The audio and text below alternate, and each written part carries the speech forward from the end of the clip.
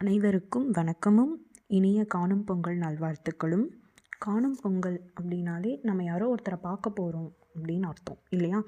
யாரை பார்க்கலாம் அப்படின்னா, பொதுவாக நம்ம சுற்றம், அதாவது உறவினர்களையும் நண்பர்களையும் தான் நம்ம பொதுவாக பார்க்க போவோம் இல்லையா?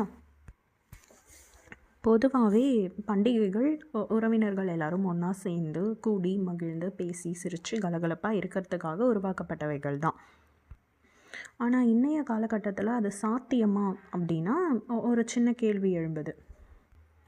ஏன்னா எல்லாருமே வேறு வேறு இடங்களில் இருக்கும். தொழில் ரீதியாகவும் வசதி ரீதியாகவும் தனித்தனி இடங்களுக்கு சென்று வர்றதுக்கு கொஞ்சம் சிரமமாக தான் இருக்குது.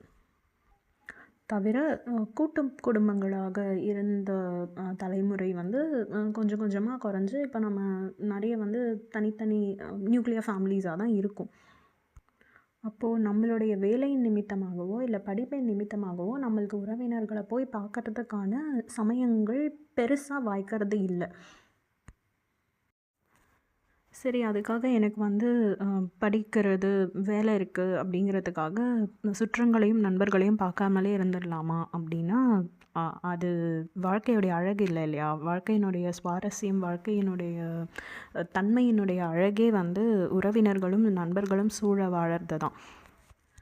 அதுதான் வள்ளுவர் என்ன சொல்கிறாரு அப்படின்னா, அளவலாவு இல்லாதான் வாழ்க்கை குளவலா கோடு இன்றி நீர் நிறைந்தற்று. அதாவது ஒரு குளத்தில், கரை இல்லாத ஒரு குளத்தில் நீர் இருந்தது அப்படின்னா அது எப்படி வந்து பயனற்றதாக இருக்குமோ பாதுகாப்பற்றதாக இருக்குமோ அப்படி தான் சுற்றங்கள் இல்லாதவனுடைய வாழ்க்கை இருக்கும் அப்படின்னு சொல்கிறாரு. அப்போது வாழ்க்கையினுடைய பயன் என்ன அப்படின்னு பார்த்திங்கன்னா, உறவினர்களும் நண்பர்களும் சேர்ந்து வாழ்வது தான். பைபிளில் கூட பார்த்திங்கன்னா ஒரு வசனம் இருக்குது சங்கீதத்தில், இதோ சகோதரர் ஒருமித்து வாசம் பண்ணுகிறது எத்தனை நன்மையும் எத்தனை இன்பமுமானது அப்படின்னு சொல்லிட்டு. உண்மைதான் இல்லையா? நம்ம எல்லாருமே ஒன்றா சேர்ந்து சந்தோஷமாக இருக்கும்போது அதில் கிடைக்கிற நன்மை, அதில் கிடைக்கிற இன்பம், அதில் கிடைக்கிற பயன் வந்து எப்போயுமே அழகு தான். ஒருவேளை நம்ம தூரத்தின் காரணத்தினால ஒருவரை ஒருவர் சந்திக்க முடியாமல் போனாலோ, வேறு ஊர்களில் இருந்து அதனால் சந்திக்க முடியாமல் போனாலோ, இல்லை நம்ம சண்டை போட்டு ஒரு வேளை சந்திக்க முடியாமல் இருந்தால் கூட அது எல்லாத்தையுமே விட்டுட்டு அட்லீஸ்ட் நம்மளுடைய தொழில்நுட்பங்கள் எவ்வளோ வளர்ந்துருக்குல்ல, ஒரு ஃபோன் பண்ணியாவது நம்மளுடைய சொந்தங்களுக்கு இந்த தருணத்தை பயன்படுத்தி, இந்த காணும் பொங்கலை பயன்படுத்தி அவங்களோட ஒரு சின்ன ஒரு உரையாடல், சின்ன ஒரு பேச்சை நம்ம வச்சுக்கலாம். நேரம் கிடைக்கும்போது அவங்கள போய் பார்க்கலாம். இது நம்மளுடைய குடும்ப உறவுகள், நம்மளுக்கு தெரிந்த நட்பு மட்டும் இல்லாமல் நம்ம சுற்றி இருக்கிறவங்க, யாதும் ஊரே யாவரும் கேளர் அப்படிங்கிற ஒரு பெரிய உலகத்துக்கு ஒரு சிறந்த கருத்தை வகுத்து கொடுத்தது தமிழ். அந்த அடிப்படையின்படி பொதுவாக கேளர் அப்படின்னா நம்ம என்ன நினச்சிப்போம் அப்படின்னா, யாதும் ஊரே எல்லாருமே கேளுங்க அப்படின்னு நினச்சிப்போம்.